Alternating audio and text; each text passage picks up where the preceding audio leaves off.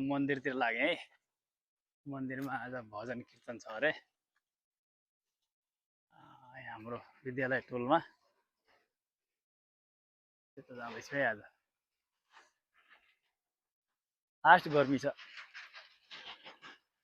गर्मी पनि अति गर्मी छ के।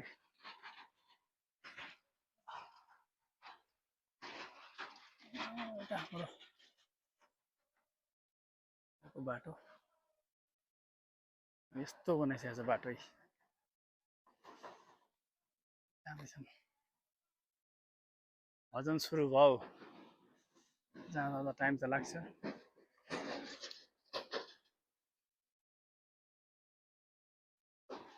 यो हाम्रो अगाडिको बाटो, यो बाटो दरकासी हुँदै गुरिया जान्छ, यता बालापुरतिर घुम्दै जान्छ, यता बुद्धनगरतिर निस्किन्छ।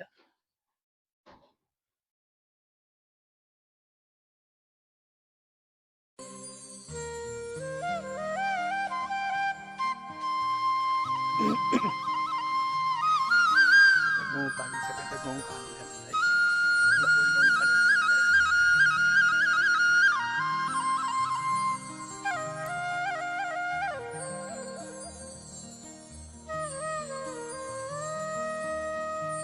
आजको भिडियो चाहिँ हाम्रो यही भयो है।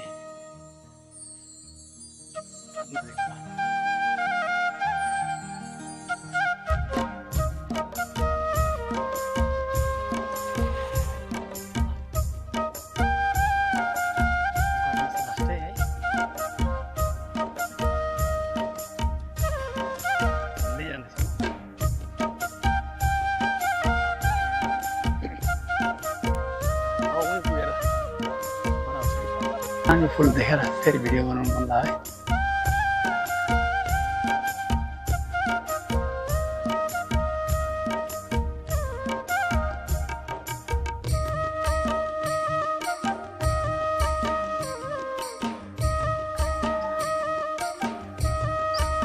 ल फेरि भिडियो बनाउँछु। खेचे पुरा घरै घर बनिसकेको।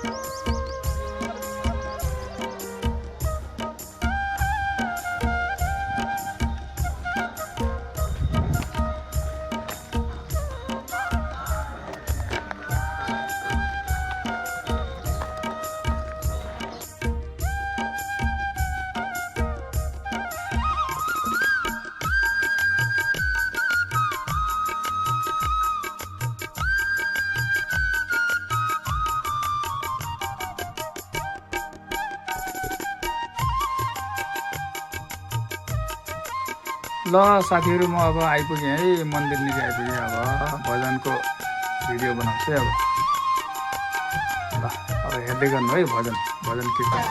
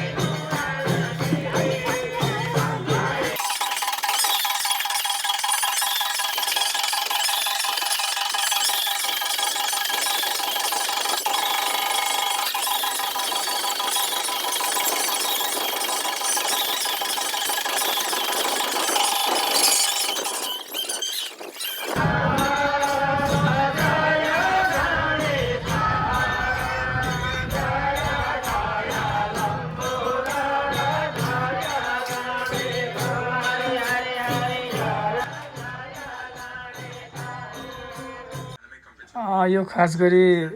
स्कुलभित्र एउटा मन्दिर दुर्गा मन्दिर छ सैन महिनामा पारी पर्सल भन्छ त्यहाँ चाहिँ भजनी टोली बोलाएर भजन प्रोग्राम हो त्यसमा चाहिँ अरू विकासको कार्यक्रम पनि विकास सम्बन्धी कार्यक्रम पनि भइरहेछ ल अब एकछिन मनोरञ्जन लिनुहोस् है त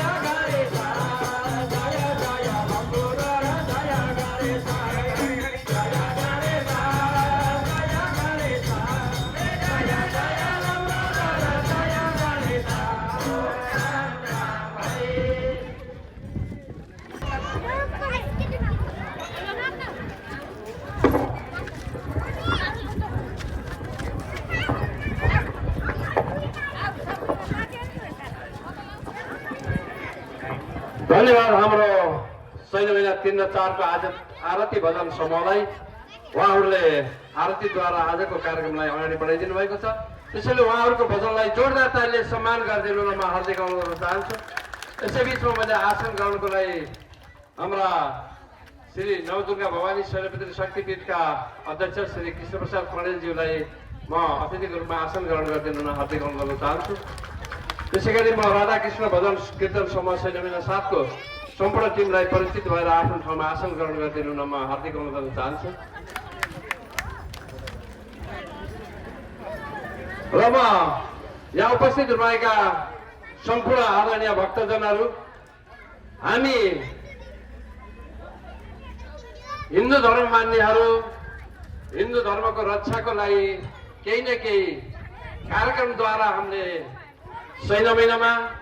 केही गरौँ भन्ने हिसाबले हाम्रो राष्ट्रिय लोक भजन चुड्का प्रतिष्ठान नेपालले जुन गत वर्ष चैत्र 28 गतेदेखि सुरु गरेको यो राष्ट्रिय लोक भजन चुड्का प्रतिष्ठान नेपालद्वारा आयोजना गरिएको नियमित शनिबारीय कार्यक्रम आज हामी 51औं हप्ताको शनिबारमा आएका छौँ हामी बर्खाको समय होस् या गर्मीको धुप होस् दशैंको दिनमा पनि यसपालि हाम्रो दशैंको दिनमा पनि शनिबार परेको थियो तर पनि हामी दशैंको दिन पनि हाम्रो नियमित शनिबारीय भजन कीर्तन कार्यक्रमलाई सकाएर अनि हामी दशैंको टीका लगाएका थियौँ भनेको हामी थालेपछि छोड्दैनौँ भनेर दशैंको दिन पनि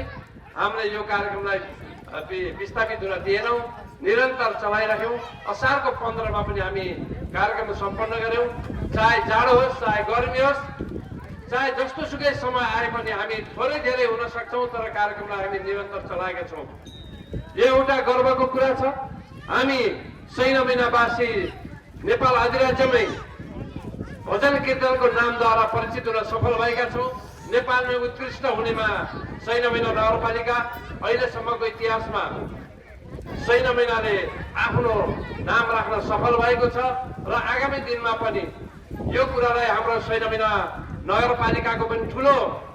साथ र सहयोग रहेको कारण हामी यो अगाडि बढ्न सफल भएका हौं भन्ने कुरा पनि यहाँहरूलाई म जानकारी गराउन चाहन्छु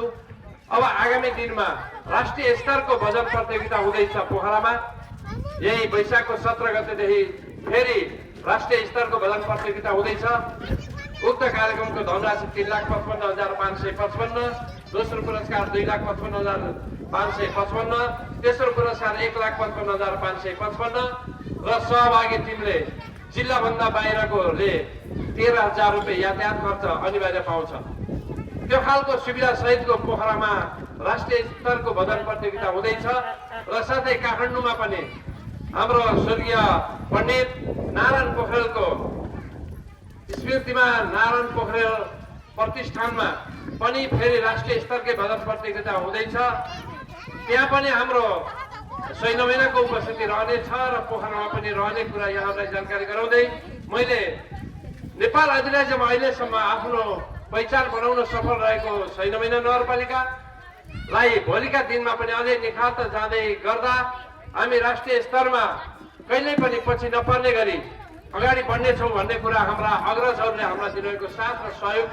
प्रशस्त छ र अझै पनि उहाँहरूले दिनुहुनेछ भन्ने आशा लिएका छौँ। हाम्रा कार्यक्रममा पूर्व मेयर साहब पनि यहीँ आउनुभएको छ, यस वडाका वडाध्यक्ष ज्यू पनि यहाँ आउनुभएको छ र जनप्रतिनिधिज्यूहरूको पनि उपस्थिति रहेको छ। विभिन्न मठ मन्दिर देवालय शिवालय तथा सङ्घ संस्थाका पदाधिकारीज्यूहरू पनि उपस्थिति रहनु भएको छ। यस संस्कार र संस्कृति संरक्षणमा हरेक व्यक्तिको उत्तिकै भूमिका रहने भएकोले सबैजनाको साथ र सहयोग पाइयो भने हामी 6 महिनालाई नेपालमा मात्रै नभएर विश्वमा समेत हामी राष्ट्रिय लोक भजनद्वारा र धर्म संस्कार र संस्कृतिद्वारा पहिचानको केन्द्रबिन्दु बनाउने तयारीमा छौँ। त्यसैले हजुरहरूको साथ र सहयोगको अपेक्षा राख्दै अब छोटो भजन प्रस्तुतिको लागि म जोड्छु र त्यसपछि हाम्रा अतिथिज्यूको शुभकामना मन्तव्यलाई जोड्नेछु भन्दै म दुर्गा पाञ्चायन भजन समूह 6 महिना 1 दामोदर घिमिरेको टिमलाई आफ्नो प्रस्तुतिको लागि अगाडि आइदिनु हुन अनुरोध गर्छु र यहाँ आरती गाउनु हुने टिमलाई म पछाडि फेरि 1-2टा समूह पछि पालो दिने कुरा जानकारी गराउँदै कृपया यो माइक्रोफोन र उसलाई अलिकति अगाडि बढाइदिनु हुन पनि म अनुरोध गर्न चाहन्छु। कृपया हजुरहरूले सब्सक्राइब गरिदिनु हुन र सेयर गरिदिनु हुन म यहाँहरू सबैलाई फेरि पुनः हार्दिक अनुरोध गर्न चाहन्छु। कृपया आफ्नो कला र संस्कृति 6 महिनावासीका सम्पूर्ण भक्तजनहरूको आवाज, सम्पूर्ण भक्तजनहरूको स्वर लयलाई विश्व सामु पस्कने एउटा मात्रै माध्यम युट्युब भएको हुनाले सबै भक्तहरूलाई कृपया हाम्रो च्यानललाई सब्सक्राइब गरिदिनु हुन म हार्दिक अनुरोध गर्न चाहन्छु।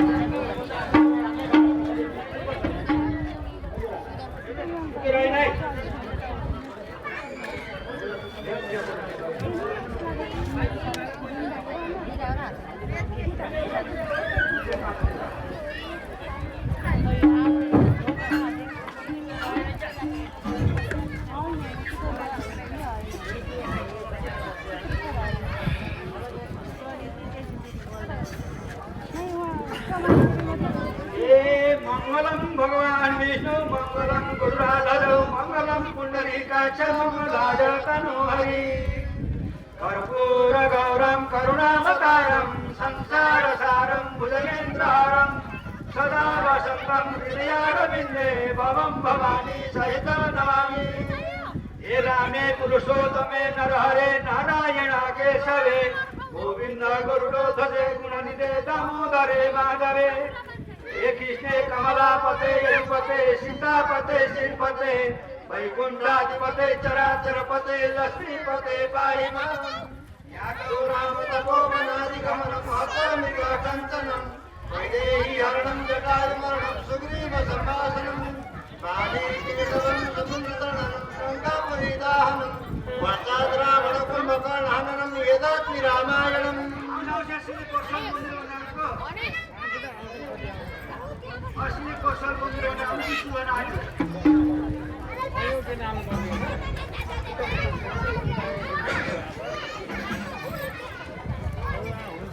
हरि हरि नारायण हरि ए जनकपुरमा सीताजन अयोध्यामा राम ए जनकपुरमा सीताजन अयोध्यामा राम रामजीले गर्नु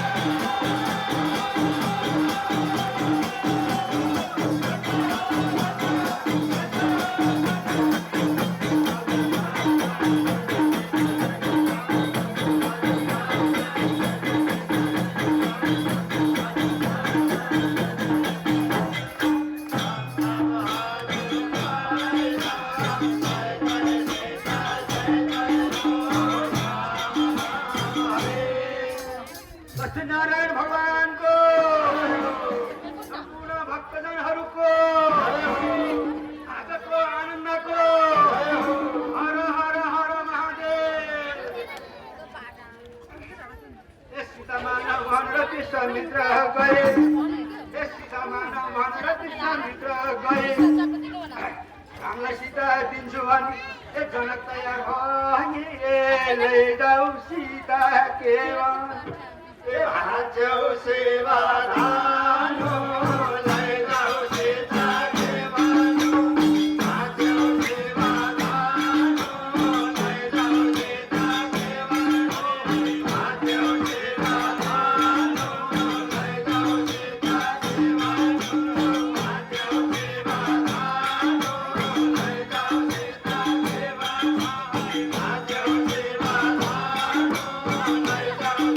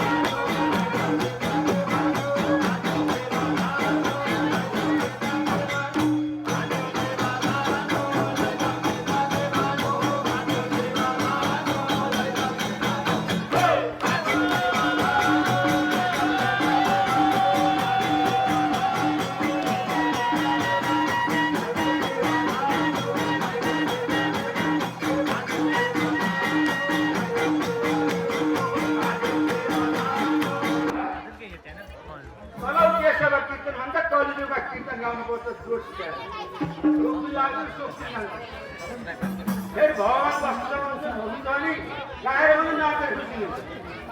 भगवान मुद्दा गर्नु नाच्नु सहेको छ बात तो नाच्न प्रयोजन के लक्ष्मीनारायण भगवानको सम्पूर्ण भक्तजनहरूको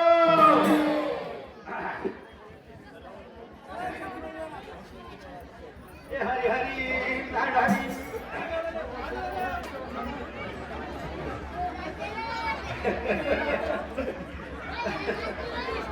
धर्म गर लैजान ए धर्म गर लैजान ए कर्म गर खान धर्म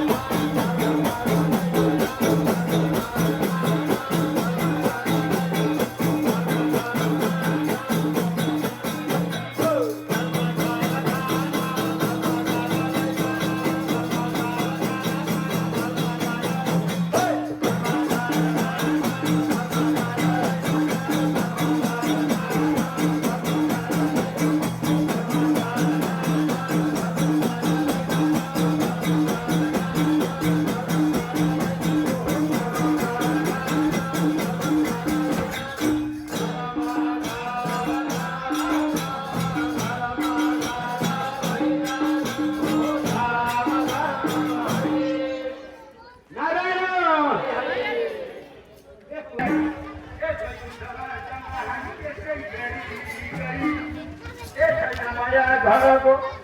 धोको बैठैको छैन माया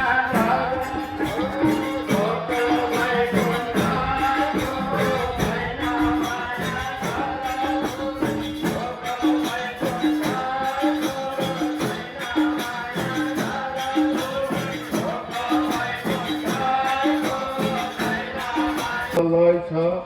यो ताल सुर सबै मिलेको र सन्देशमूलक मानव जीवनका जिन्दगीका निष्कर्षहरू र मानव जीवनलाई सुखद समृद्ध शान्तिपूर्ण अमन चयन ढङ्गले